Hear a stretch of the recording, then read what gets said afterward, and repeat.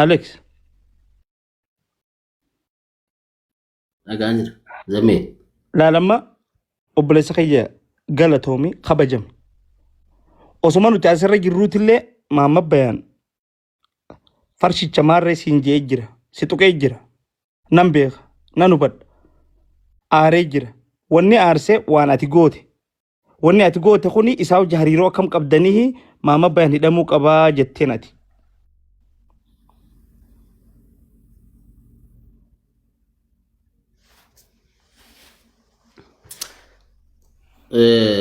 Thank you, Zame. Abshir. Ani hidhamuu qabaan jenneen.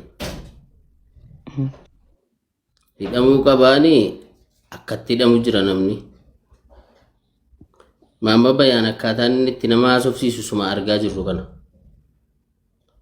Miidiyaan hawaasaa keessumaa immoo tiiktookiin booda kana namni tiiktookii fayyadamu kun laayivii irra gaafa ba'u viidiyoo gaafa waraabu naamusaan waan tokkummaa namaa hin diigne waan amantii namaa hin tuqne waan kabaja nama dhuunfaa hin tuqne garee wayii hin tuqne sabaan nama hin tuqne dubbachuu qaba namni gaafa miidiyaa fayyadamu jedhee seerri ba'e fooyya'ee jira. So namoota miidiyaa sirnaan hin fayyadamne jecha hin taane fayyadaman gocha hin taane godhan keessaa maamma bayaan nama tokko jedhee nama naan akka Alex Taayyeetti. Hidhamuu jechuun du'uu jechuu miti, tortoruu jechuu miti, qaamni sirraa irrachuu jechuu miti, gorfamuu jechuudha. Irraa barachuu jechuudha. Kanaaf namoota tiiktookii samoona kan ajandaa namaaf nama walitti buusu, amantiif amantii walitti buusu, gandaaf ganda walitti buusu akka ta'u namoota godhan keessaa maamma bayaan nama tokko akka Alex Taayyeetti. Kanaaf maamma bayaanii qaama seeraatiin namoota seera beekaniin naamusa beekaniin gorfamuu qaba jedhee namana. Kun ilaalcha dhuunfaa kun. No, ati amma duuba ati gaheen hojii teetii kana qorachuudha moo? Yeroo kennuudha dhagaye yaada dhuunfaa kootiin ibsadhe nama dhuunfaati. Yaada dhuunfaa keetii duuba jibban ibsachuulleen dhorkaa dhagaa hidhamuu qaba jechuufu ati minsiloon kana ati hidhamuu qabaa kan isaan jettu. Badillee namarra kakaasuuf ganta keessan jiru namni kaasa daranii. Usmeeti us. Usnaan hojiin boodeef cilmaa. Isaa wajjin haasaara. Munira qoy ana hojjaa soo jira. Ajjechaan taana kan tasgabbiidhaa hojjaa soo jira. Ati bakka nama guddaas bakka ijoollees dhaabbattee waa hunda murtee abbaa murtee hin ta'in haadha murtee haadha siiqqee. Dhalchee yaasee amma useemiyan. Akkoo usiga. Kanaaf ilaa zamaanoo ani zamaanoon gaafa waan gaarii hojjetu zamaanoon kun nama gaariidha hojii gaarii hojjechaa jira. Jajjabeeffamuu qabaa. Haamileen kennamuufii qabaa. Sappoortii godhamuu qabaa. Nama jedhudha. Gaafa namni dogoggoru anis immoo Alex dogoggora qaba badii qaba gaafa namni naan jedhu nama nan dhaga'udha. Yaada kiyya namaan osoo hin mari'atin waan sammuun kottamane namni maallaan jedha akkas godha garanatti akka osoo hin jedhin qaxxata direct nama dubbachuu danda'u. So samoona pirezidaantii Maammeen maal godheeti kan inni hidhame yakkan hojjete jira. Wanta akka walaa gaafannu Alex. No ay kana qofa naa deebisi. Pirezidaantii Maammeen anamma waan kana asirratti maabraarraa ka godhuu dandeessu. Maamma bayaan kuni obboleessa kan keeti. Maamma bayaan rakkina qabu amma dura dawwaltee fi akka obboleessa keetti gorfatee beektaati. Itti hime laayivii irratti face to face. Laayivii miti gurreenyummaadha kun gurreenyummaadha. Oyi Keessaan walii dawwaltanii. Keessaan eenyu sii deebisa. Laayivii irratti gaafan maamma bayaan akkas miti ati nama ilmii qaraasisu nama diinii rabbii barsiisu nama ijoolleen si biratti qaraatu no adeemsi kun sirrii miti. Ati amma waan maamma bayaan godhe jettu kana bari hin agarree dhaggeeffadhu zamaanoo yoo nuyi dogoggorre nuti nama ilmi hin beekne nama quraana rabbii illee hin qaraaneeti yoo nuti dogoggorree nuun nu barsiisi dheengadda jennaaniin deemboo si barsiisuudhaaf hin asirra taa'e waa'ee barsiisuus sababa keessan dhiibne jedheet gastii kiyya adda kutee ba'e. Si galeera? Maal isa warreen? Abo warningi maal godhu jirtati warningi na kan engee man qaba sabtiidha. Ay. بقى ما انا برتي اجندا خنا هاسويناتي اما Aleski jenna fide. Harkin pijazin. Zamano. Kopilinkin agodan. Ay ya kima ka formali tan. Mani musiban. Ati nama micaan kun histiidha gaafa naaf goone. Kara kopilinkin agodan mama bayan kopilinki jewan prodisi. Awame dhaggeeffadhu ati bar nama histi nama obboleessa isaa muraadni obboleessa isaa hin guutaminiif na dura dhaabbatee adawwii tokko bar isaa bar. Wayi naaf inni erga wal jibbuu eegalle yoom gaafa naaf goone yeessan gaafa san amma dura wal tokkaa qabdan jechuu Kopilinki goda. Ara kopilinkin agodan. haya amma isin lachuutu amma sile sanne keessan gaafadhee anaatu dhagaa ana keessan gaafatee walitti isin araarsee wal gorfannee wal jaalannee wanni jenna dhiisaa bakka dhimma kana. Ya dimma kan dura di sana raba shadada. Baay'een anaaf diina malee wallaahi naaf inni islaamummaa walitti hin qabne. Inshallah guyyaa video bina ya. Bakka dhiisa Irbaa kana rabbiif jecha Mani. aggeeffadhu. Gaafni inni ajandaa naatee sanirraa as gaafa bara dheengaddaa gaafa naaf gooniyyeeti. amma kana mucaa bar Summii miidhaan kun naannoo qabu. Ilaa haga arraatti summii ati amma dhagay ati amma hiriyaa isaatiin Aleksii wajjin girtee ati nama ilmitii tasgabbaa'ee inni immoo ijoolleen miidiyaa tuni wallaahi summa osoo dhagay akkuma ati yituu fi akkaataa amma inni qoflu jira cufantee qoflu jira amala ijoollee diigalatan amala isaaniin beeku. Zamano laa ani nama nagorsuun qabaa nama naman irraa aladheen qabaa maatii irraa aladheen qabaa. Urji kompliksi godhani. Dhaggeeffadhu gaamee obsa nama fixadhaan. Mee raguma tokko ka inni saba walitti buuse jiru kan anaas seeraan isa gaafata. Raguma tokko anaa miidiyaa kanarratti gandummaan deemu argitanii isin zamano. haya amma dubbii takka si yaa himu amma dubbii takka si Waan himu lama cubbuu narra kaayama namtichi kun. aboo qoflu jira Aleksiin amma keessaa waan inni nama Aboo reessanaatu agare waan mootummaan kana yoo fedha haadha ga'uuga wayi. Micaan baalagii baxiraana wallaahi micaan aboo kuma Aleks manuma urjii oomisuutiin hanga keessaa qoflu jira na erge booko micaan wayi. Ilmaan guddisaan badii akka namaa miti. Aleski mena disen. warniinki manuma urjiitiin oowwisa jeetin tana dubbadhee malee mama bayaan buleessa kiyyoo maan godhe jee qoflu jira. Yaada mashaqaa. Mashaqaa. Ara kutte. wal isin lolchiise Baka ana kutura konko kopliki den. Mama bayan warning Nama summiidhaan deemu maal gootaa ol baaftan. aboo mucaan qoflu jira mama bayaan mucaan qoflu jira wallaahi wa billaahi qoflu jira Aleks keessaan mana urjii oowwisuuf jee qoflu jira. Namni namanatti qoflanii miti billaa aleeka rabbi sodaadha. Amma inni dubbiseetan jira siin jaa miti. Si mama bayan Micaa kana jechuun laal awwa waa iddillee nan dubbisiisin. Mama bayan ge fradi si soke di. amma rabbi echan jibbinaa An ilaa yoo wallaa aleet ajjala jee irtaa miti yoo nan guyyaa Assalamu alaikum. Assalamu alaikum. Assalamu alaikum. Assalamu alaikum. yoo nan guyyaa tokko jechaan si tuqee jira. Amma ana dhugurugaa Ana si ollome. Obsi. Nama jaalatanii waa'ee Nama dadhaabsi. Garuu immoo na zollomte cubbuun narra teesse. Zallamne obsi. Dhiifama siif godhe wallaahi. Dhaabbadhu. Ati nama rabbii ilmi nama barsiisu. Tokkoffaa duraan dursa ati nama ilmi nama barsiisu. Nama nama as keessa jiru hundarra baratee jiru. Maashaallah rabbiin sirraa jaalatu. Rabbiin beekumsa keetillee siif haadhisu. Garuu miidiyaa kana gubbatti namni ilmi nama barsiisu akkaataa itti dubbatanii fi akkaataa itti haasa'uun qaba. Maaliif jennaan nuti jaahila taaneeti yookaan ammoo kan dogongorru taatus ati nama nu gorsu malee nama dogongoruu bitee jechuudha. Akkasuma akkasiiti. Haa ta'u immoo irra hedduun beeki nama jaalataniif waa dhaamani. Dogongora guddaarra jirta. Akkuma Aleksii Taayyee jee Aleksii Taayyee si jaalataa fi waan san barreesse malee waan biraati miti.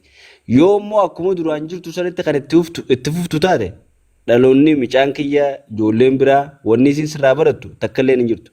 Dhugaadha numa hidhamtaa jechuudha. Wallaahi. Ammaan si himan. Hojii itti qabatanii miti Yaasin. Yaasin please. Lakki haa. No. dogongorri handi dogongoro tokko sin Yoo dhiifama dogongortee sin jenne ammaasii dogongoruu jirtaa sin jechuutu hin jiru.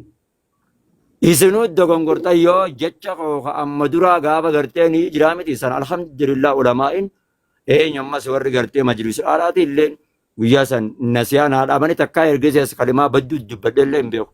Fiixadeen. Aboo nama gorsu jiru nama gorsu jiru sheekota gurguddaa gaddeersanii arrabsaa jiran ijoolleen.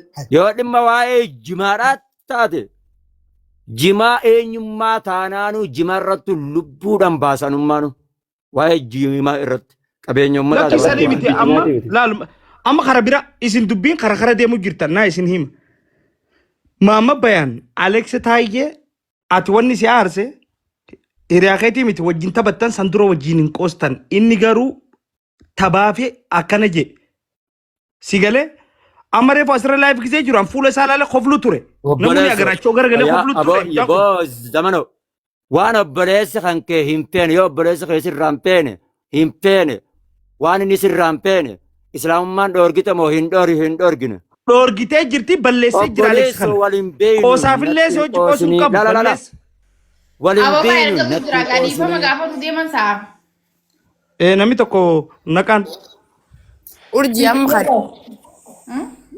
yaati haadhama yaa eenyu obboleetti eenyu haadha dubbii manuma kana maal gootaa mana nuti gammachuudhaa du'a jenneetti dhufne nama gartee summii baadhatee deemuu nati maal gootaa natti ol baaftan. Meena qaba gochee summii kana hayyee gochee summii naqe. Caljee us bakkaati mama muffiyaa uummanni sitti safaatu jiranii muudii sitti qabatanii caljee. Awu mucaan Alex jaan kunis ni baalagee nama hojii qoosu laallatu na hojii qoostu. Hiriyaatee dimti maama bayani gabra.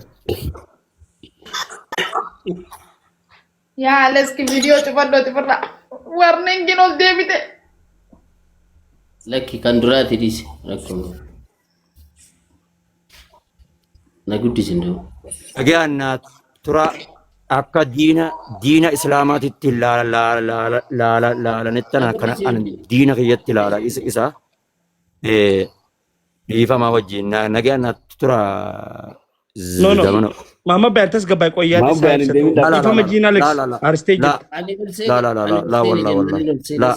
Laa midhaan kun yeroo mana namaa dhaqus daangaa natti dabraan ani namaan ga'u nama seentu qan. Ayyoo feete hojiin kiyya yoo beeytanis ergan fuudhee irraas yoo taate hojiin kiyya hojii akhbaashii wal dura dhaabbachuutiin as ga'e kanan tiiktook irratti dhaggeeffadhu. Nama kanas waliin beeynu naaf inni bakka itti wal geenyis hin beeynu naaf inni immoo islaamummaa walitti illee hin qabnu. Ani immoo anaaf islaamummaa walitti hin qabu naaf inni. Wallah.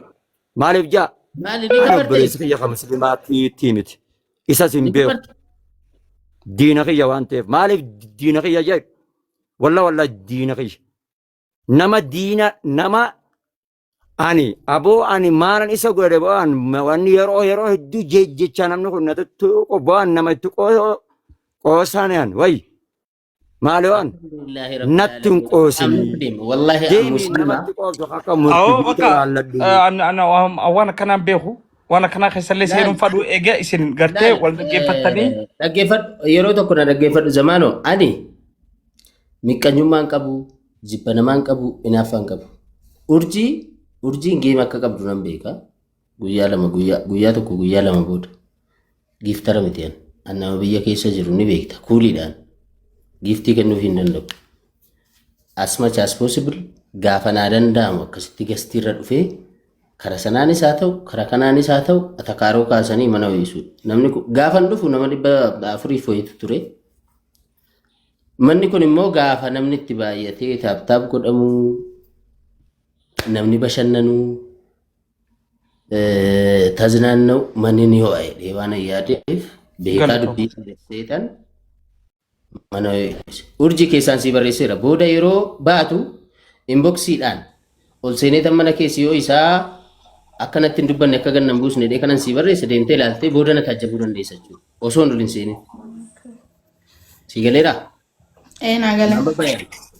An jibba keessa hin qabu akka nama hin jibbine namni na beeku na beeka. In TikTok seentu akkami beetee barreeffama san barreessite Alex. No, osoon oliin seeniin dhufee gastii kanarra galeetan akkasiin geemii qabdu nan beeka. As jala taa'ee dhaggeeffachaan ture Maamad Bayaanii wajjin atakaaroo akka hin dandeenye waan an beekuuf reefus geemii walitti ergannee na biraa bayanne. Maamad Bayaaniin qabee manuma kana atakaaroodhaan ho'iisuu barbaadeetan kanan ol seene. Haa Liivii agarteeti barreeffama barreessite. Dhufee as jala seeneetii bar kanan barreesseef keessaan urjiidha. Okay. Sa'aatii isaa deemtee ilaaluu dandeessi. Daqiiqaa 20 daqiiqaa 30 dura jechuudha. So kana dubbachuu kootiif immoo kana gochuu kootiif immoo waan baay'ee sirraa hubadheera. Aniifati islaamummaa walitti hin qabnu. No matter. Islaamummaa nama miti kan namaa kennu. Ati farshoodha, farshaantuudha, bachoftuudha onaan jette asitti hin deebisu. Ati nama guddaadha. Nama muriidhaan na caalu, beekumsaan na caalu. Waan ati dubbattu deebisee sitti hin dubbadhu. Silas kanan dubbachaa ture. Caaluun jimbaan sirra ijoolleedhaan qancaraa umriidhaan na caalu. Beekumsa yeebar beekumsa yeebar. Wallaahi billaahi Maamad Bayaanii dhamuu qaba ijoollee Harargee keessaa warra TikTokii fayyadaman keessaa. Poolisiin federaalaa hojii yoo hojjechaa jirtu bakka. Meessuman eega yoo wanti farshoon tun nayiite suman eega. Meenuman eega kootu. Zamaano. Yoo ani bakka farshoo dhugditti sisin deebifne. Yoo Maamad Bayaanii dhamuu baate. Farshoo. An haalitiin fincaa. Zamaano ati nu taajjabi. An dhaltuudha gaafas. Okay, kiristaanatti deebita. In deebi'u kiristaanatti in kafaruan. Qamisiin uffata. Okay, maal taatare ishee hayya ishee maal waadaan Qamisiin uffata yoo Maamad Bayaanii hidhamuu baate yoon an feeteemi Maamad Bayaan na tuffatteemi ana farshaantu machooftuu na farshotti deebitaami beekaaf gootee miti yoo Aleeksi taayee siniisisin Aleeksi miti abbaan kiyya nan dhalchin isin warri as jala jirtan dhibba jaaf ati alestii miti ati alestii millee miti Aleeksi taayee miti yoo Maamad Bayaan hidhamuu baate taayina la Miira isaa ba'a. na addina Usha. Hai farsho. Adi isa di bama jim farsho duge dama rawacha. Amma beene bo. Farsho takkas godha. Silaasirra ijoolleedha. Fi akkanatti iyyuu kana maal godhanii ol baasu. Zaman warra ijoollee. Iyyaala nama guuta rabbiin biyya tana.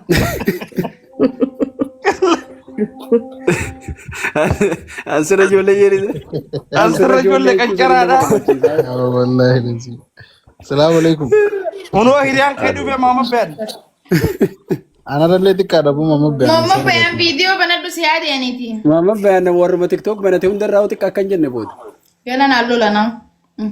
Maa buuftan qoy Alex. Laa isaa bu'e. Alex deebisa dhugatti sirree miti wanna kuni. Bakki Alex deebisaati ammas dhiifama yoo gaafate malee mucaan kun hidhamuu danda'a. Yoo hidhame immoo ammas xaaxaa biraa keessa seenuu danda'a. Alex deebisa dhiisa waan akkasii Alex deebisa. Bakki Maamad Bayaan amma amriin Meedhaa badu Maamad Bayaan harki isaa guddaadha harki isaa bal'aadha. maaliif hin jeebeetaa Maamad Bayaan? Amriin amma akka durii miti. Ay isaanillee. Ammoo Maamad Bayaan magaalaa jira yeroo. Harar jira magaalaa bareedduu jira magaalaa nama hiituu miti magaalaa waraabessi foon afaan sii kaa'u Namni jira. kun osoo hin fagaanne miidiyaa kanallee akka seeranii fayyadamu akkuma reefu yaasichi akka soorsantii waa godhaa fi waan uumamu beeknu akka ammaa ol deebisi. Nama jaalatanii waa'ee manii barga. Maamad Bayaan Yaasin sirrii magaalaa jirta. Aboo zamaanoo booda yoo hidhame akka amma godhattu kanan godhattuutiif habajeeti nama Aboo guddaadha. Maamad Bayaan anaatu Zamaano. Maamad Bayaan warra biyya. Zamaano. Oh. Anilleen eega mucaan Aleeksi kakate boodaan if shakke ol deebisi dhiifama gaafannaa. If shakkee. Beeknu. Maamad Bayaan ol deebisi gurbaa dhiifama gaafannaa. Ati maal godhuuf furdoo tana siidhan bakka nama meeqaa qabda manniidhaan jiru amma. Waalaikum salaam. Yaa waalaikum salaam. Ani nama itti qalladanii miti. Ani nama mataa kiyyatti ofiifuu mootummaadha. Akkas dhageessanii. Ani nama diiniiti. Waa'ee kiyyaa nama diiniiti warra diiniitiitti ana beeka. Warra shari'aa jechuudha. Tokko kana jaaqabdi takka. Dhimma gagama biraa yoo waa'ee mootummaa keessa seeneefi yoo nama dhuunfaatiin wal lole qofa. Nama dhuunfaatiin qofa. Kanaan ala waaqiyyaa ani nama diiniitti na beeka malee jaayilli farsoo dhugee quufee narratti afaan babbanuu miti isinillee jecha kana fayyadamin jecha kana Ayaan nama diinaa jettan hafiin islaamummaa wajjin qabnu kam jennee yoo nama kana jirtu na dhageeffadhu miira keessa seentee farshoo dhugee kana fayyadamin Laki no yaasin an nama diinaa jechaan hafiin islaamummaa wajjin qabnu kam jedhee mas wallahi islaamummaa sanichitu farshoo dhugee kana fayyadamin wayfi sinjeeme waan si jaaladhu wallahi fayyadamin arraba kana dhiisi no booda layyaa seenaa gorsa haalli miidiyaatti fayyadamu abbaan kun sirrii miti ammallee gorsa